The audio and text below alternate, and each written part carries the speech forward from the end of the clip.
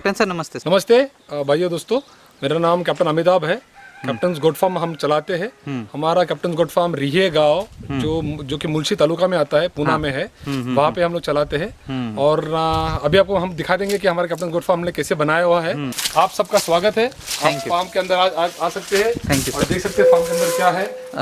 Sir farm के अंदर आते ही ये एक आपने कंपार्टमेंट बनाया है, स्ट्रक्चर बनाया है जिसमें कुछ पाउडर रखा है, ये किस लिए है सर? हाँ, ये स्ट्रक्चर इसलिए है कि यहाँ पे जो कोई हमारी बकरियां जो बाहर जाती है और बाहर से अंदर आती है कि जो उनके सामने कोई कीड़े हो या कुछ भी हो अंदर ना आ जाए, इसलिए ये रखा हुआ है। ये दोनों तरफ से बंद करके रखा हुआ है कि बकरियां इसके अंदर से चल के आएगी। जो नीचे जो डाला हुआ है सफेद जो दिखाई पड़ रहा है वो चूना है, जिसके ऊपर से बकरी जब अंदर चले आ जाएंगी तो उनके पैर में जो कुछ कीड़े बैठे हुए जो कुछ है वो सब उसमें से हम लोग कम करने की कोशिश डिसइंफेक्शन करने की कोशिश कर रहे हैं। और उससे क्या होता है, जब बकरियां अंदर चलती भी है तो अंदर भी पूरा फैल जाता है। तो जो हम लोग नॉर्मल चलते हैं तो हमारे भी पैर उसमें से पूरे साफ होते रहते हैं। ओके सर, जैसे ही फार्म के अंदर हम आ रहे हैं, आपने आपका चारा स्टोर किया है यहाँ पे, हरा चारा जो है, और साथ में कुट्टी मशीन भी आपने एंट्री के यहीं पे रखा है सर।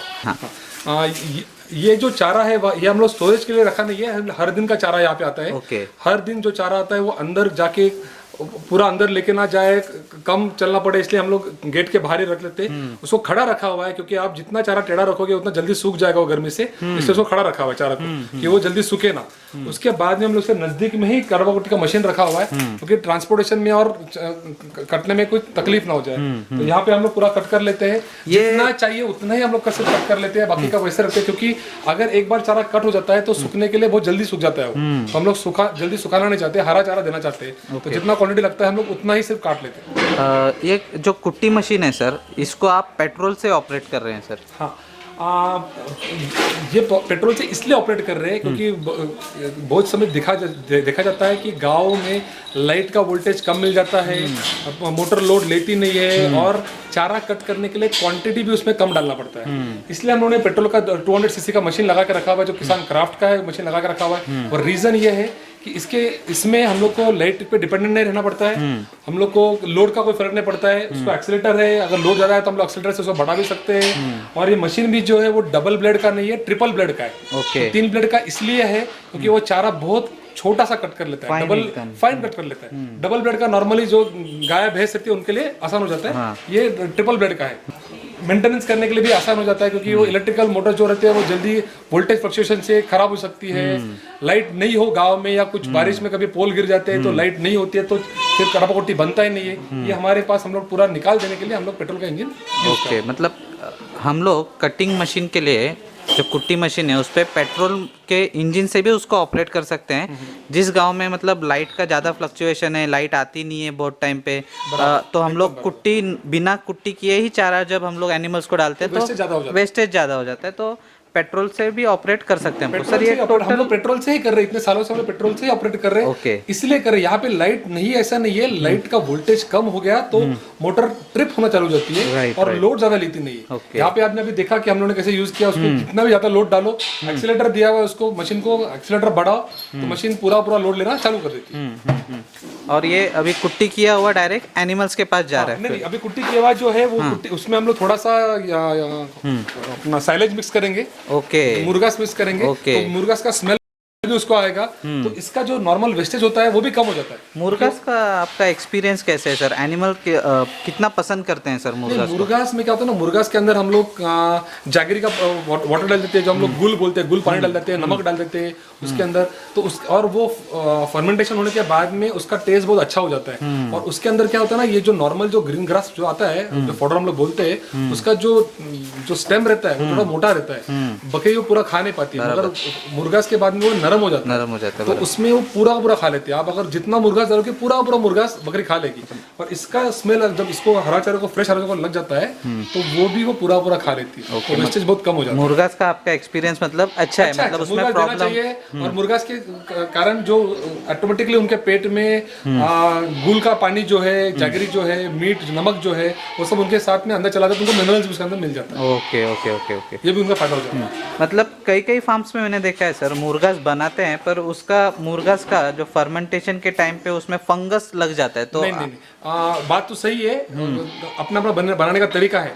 क्या होता है मुर्गास में, अगर आप जब मुर्गास बनाते हो वो बनाते टाइम क्या, अगर वो बैग के अंदर अगर हवा रह जाती है तो हवा रहने के कारण वो उसके ऊपर वो जो फंगस वगैरह जो सफेद वाला हो जाता है वो होना चालू हो जाता है। उसको निकालने के लिए दो तरीके, एक तरीका ये है कि आप जब मुर्गास बनाओगे तो उसके ऊपर बहुत सारा वजन रखो हवा निकालने के बाद में। अभी हवा निकालोगे कैसे, एक तो पैर से दबा के हवा निकल जाती है, उसके बाद में अपने घर में जो हम लोग नॉर्मल वैक्यूम क्लीनर जो यूज करते हो वो वैक्यूम क्लीनर लगा देने का और बची हुई हवा पूरी निकाल लेने की और हवा निकलने के बाद में उसका मुंह पूरा बांध देने का और उसके ऊपर बहुत सारा वजन रख देने का। जैसे कि हम लोग क्या करते हैं, हम लोग हमारे जब मुर्गास बनाते हैं उसके ऊपर हम लोग ये जो ड्राई पाउडर के जो गुनिया पड़ी हुई है उसके ऊपर हम लोग रख देते हैं, तो उसके वजन से हमारे पास वो फंगस वगैरह कोई आता नहीं है। और ये होने का दूसरा एक रीजन जो है, एक पाउडर मिल जाती है जिसको बोलते हैं साइलेज का पाउडर। वो साइलेज का पाउडर भी आप जब साइलेज बनाओगे ना तो उसके अंदर डालते रहना, उसके कारण भी फंगस नहीं होता। ओके ओके ओके सर, जैसे हम लोग गेट से एंट्री किए कैप्टन गोट फार्म में, हमको ग्रीन पाउडर दिखा, ग्रीन पाउडर का जो मशीन है वो हमने देखा। अभी आप लेफ्ट हैंड साइड में हमारे यहाँ पे पूरा आपने ड्राई पाउडर आपका स्टोरेज किया हुआ है, तो ये क्या क्या ड्राई पाउडर है सर आपके पास? अभी तो ये सब सोयाबीन है। ओके। अभी का जो सीजन जो चालू है ना वो सोयाबीन का सीजन चालू है। अभी जस्ट मार्केट में तूर का बिस्कुट आना चालू किया है, तो तूर ड्राई पाउडर जो आता है वो आना चालू हो गया है। हम लोग इसलिए रुके हुए क्योंकि अभी का जो है तूर वो सब मशीन से निकला हुआ है। मशीन से निकला हुआ जो तूर जो आता है ना वो बकरियां बराबर खाती नहीं। तो मेरे दोस्तों को यही विनती है कि जब आप तूर का बिस्कुट खरीदोगे तब ये जरूर बोल देना उसको कि तूर जो है वो हाथ से निकली हुई चाहिए, तो अपने को सिर्फ उसके जो शेल जो है वो मिलेंगे, उसके स्टिक्स नहीं मिलेगी। और उसके बाद में जो आएगा तूर के बाद में वो आएगा हरभरा आएगा। हरभरा तो प्लांट छोटा सा होता है, तो वो मशीन से निकाला किससे निकाला उससे फर्क नहीं पड़ता है। बट तूर का ध्यान रखना दोस्तों सबके लिए कि तूर जो जब आप खरीदोगे ड्राई वाला वो बिना स्टिक्स वाले चाहिए, क्योंकि sticks is totally wastage.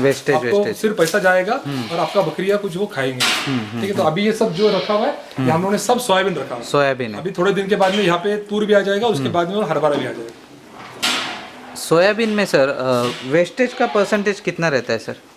Wastage का परसेंटेज सोयाबीन में कम से कम आप देखा जाएगा तो 20% तक चला जाता है, वेस्टेज ही होता है, चला जाता है। और सोयाबीन में आपको मैं और एक बात बताता हूँ, सोयाबीन जो है ना ये सोयाबीन जो आता है वो हमेशा बारिश के आजू बाजू में आता है। एक ख्याल रखने वाली चीज़ ये है कि सोयाबीन जब खरीदोगे तब ये ध्यान में रखना कि सोयाबीन का जो आपका जो ड्राई पाउडर जो है उसमें सोयाबीन नहीं होना चाहिए। सोयाबीन अगर हो जाएगा तो उसमें बहुत सारी हीट होती है और वो अगर आप अपने प्रेग्नेंट गोट्स को दे दोगे तो वो मिसकैरेज करना चालू कर देते हैं, तो वो नहीं देना चाहिए। तो ये आप ख्याल रखना कि सोयाबीन जब आएगा उसके अंदर सोयाबीन के जो बीन्स रहते हैं वो बीन्स नहीं होने चाहिए, क्योंकि बहुत टाइम में देखा गया हुआ है कि बारिश की वजह से सोयाबीन भीग जाता है, उसमें से बीन्स निकलते नहीं है और फार्मर्स वैसे के वैसे बेच देते हैं बीन्स के साथ में, वो आपको नहीं खरीदने का।